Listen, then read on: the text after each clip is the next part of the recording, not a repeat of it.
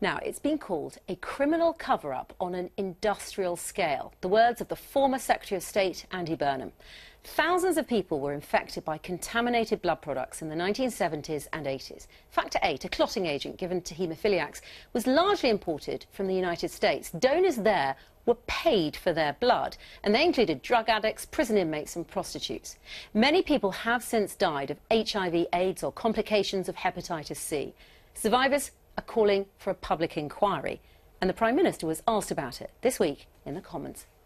Mr Speaker, 2,400 people have died as a result of the NHS contaminated blood scandal. More than Hillsborough and all the other disasters over the previous few decades put together. With the compelling evidence that the former Right Honourable Member for Leigh presented to Parliament on April the 25th of a criminal cover-up of an industrial scale, will the Prime Minister now do the right thing and order a public inquiry for the whole of the United Kingdom? Prime Minister. The Honourable Lady raises an important issue, and I know that the thoughts of members of the House will be with all of those who've been affected by this terrible tragedy in relation to contaminated blood. Serious allegations have been made, and I would say obviously information that has been brought forward to the House will be looked at by Ministers of the Department of Health. But if any honourable member has any further information or evidence that they believe will be important, that should go to Ministers so that they can properly investigate it. We are providing more compensation than any previous government and committed £125 million of extra funding of those affected for the contaminated blood tragedy last July. But the Department of Health will look at any new evidence that is brought forward. That was Theresa May speaking in the Commons this week. Well, joining us are Steve Dymond, who was infected with hepatitis C, and his wife Sue Gorman, who campaigns with him on the issue. Steve, you're a haemophiliac, and that means that your blood doesn't clot properly, which obviously puts you at risk of serious bleeding. Now, you'd been given blood products before, but I want you to take us back to a day in the mid-1980s. You'd had a gardening injury, That's right. And you went off to the local A&E, and something happened that shouldn't have done. What happened was that instead of the A&E contacting my haemophilia centre, they had a stock of old Factor VIII concentrate that hadn't been heat treated and was there essentially for life-saving situations, car accidents, something like that, and they should never have used it. They used it on me. My haemophilia centre said the next day they should never have done that, and that Factor VIII concentrate was contaminated with HIV and probably also hepatitis C. And so I spent a very long 18 months in a very dark place, not knowing whether I had AIDS at that point. What did you know about AIDS then? What did you think might be your future? I thought there would be no future. Around that time we had a lot of friends and we were very well informed of the problems with HIV and AIDS in terms of social life, in terms of professional life, in terms of personal life. So it was a very long wait. A year and a half worrying that you're infected with HIV, and you get the news that you're not. You're negative, your status is negative. But you were infected with hepatitis C, either then or with earlier blood products. That's right. I guess there's no way of knowing. What does that mean?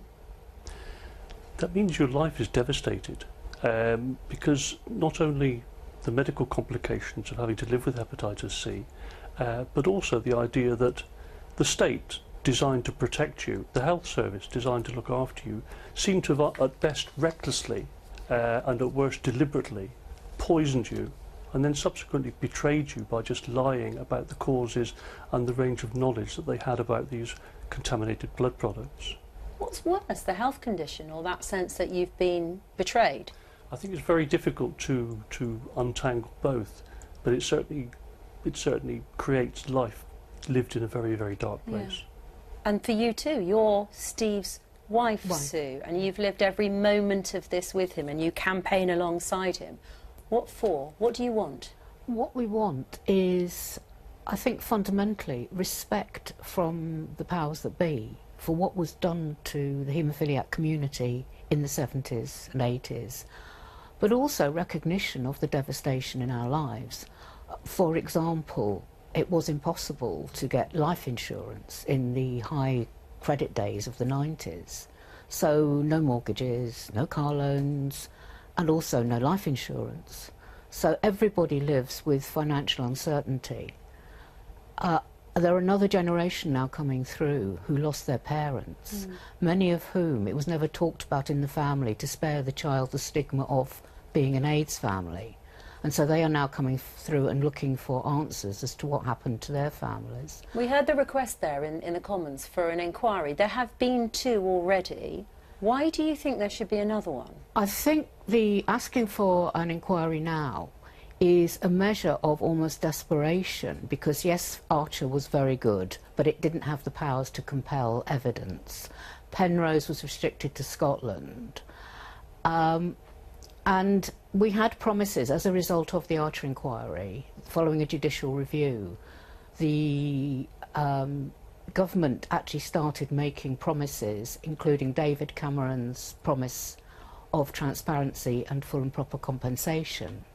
But that, as the process continued, got whittled away.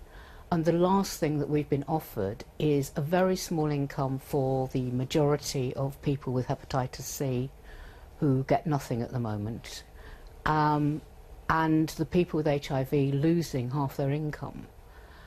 And so all the momentum that was built up, all the promises, just evaporated, and an inquiry, it is hoped, will pin the government to actually responding appropriately. There was an apology, wasn't there, Steve, in the Commons? David Cameron stood up and said sorry. What did you think that day? Difficult. The 25th of March 1969, my brother died. He was a haemophiliac and he had surgery in hospital, and my parents were too ashamed to tell that to the doctors, my just being diagnosed with haemophilia. So I remember the 25th of March very, very well. When Cameron apologised, seemed sincere. He talked about transparency, he talked about compensation. 2 years later, nothing. The money he bandies around, never been seen. The money that's given to victims of the contaminated blood scandal, the haemophiliacs and others, is taken out of the NHS budget. It's not taken out of contingency funds from the Treasury. There's a lack of political will, and I believe there's a stranglehold of Department of Health officials. But is it what you really want? Is it about money and protecting your lives in the future, given things have been so difficult for so many years? Or is it about the truth? It's both. The campaign aims are now truth and justice.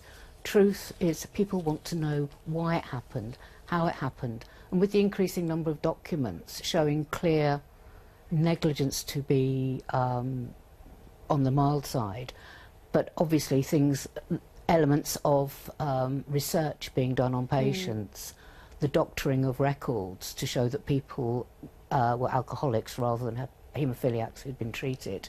People want to know why, and why, as a community, we have been treated with so much disdain, which is as damaging to the health as the actual physical illnesses. And justice would be the lives we could have expected. It would also be worth knowing why such a small, vulnerable group of people seem to have been systematically targeted. I mean, in the United States, they call it quite bluntly the haemophilia holocaust. And people do have the impression that haemophiliacs in this country have been deliberately chosen to be experimented on. Let me put some of your points, and we're going to give you as much time as possible, which means we're going to be quite brief with our guests and our politicians on this today. Stephen C., thank you very much indeed. Maria, do you support a public inquiry? Well, I think there have been 2 already, and I think if there have been findings from those and promises made after those that haven't been followed up, then I think that's what needs to happen, is to make sure that the recommendations that were made and the promises that were made actually do happen. But, you know, as someone who worked as a nurse, you know, the safeguards around blood products has changed immensely, and, you know, I would be fairly confident that a situation like that happened all those years ago would not happen today, and that, you know, that has to be some reassurance that there were lessons learned from that. Sue, briefly come back in. I think it's difficult to say that with confidence when you are facing the risk of VCJD, which is now current, that all haemophiliacs have been treated in the period we're talking about, have been notified they are obliged to tell medical professionals that they are at risk of CJD. There was a new strain that was talked about recently, and so I understand what you're saying, and things obviously have improved immensely, but the risks are still there. Okay. Let me go to Peter Chowney. Peter, your party, Labour, wanted a public inquiry. In fact, it was a pledge in your manifesto. The one in Scotland cost £12 million, and for many, it didn't come out with a satisfactory outcome.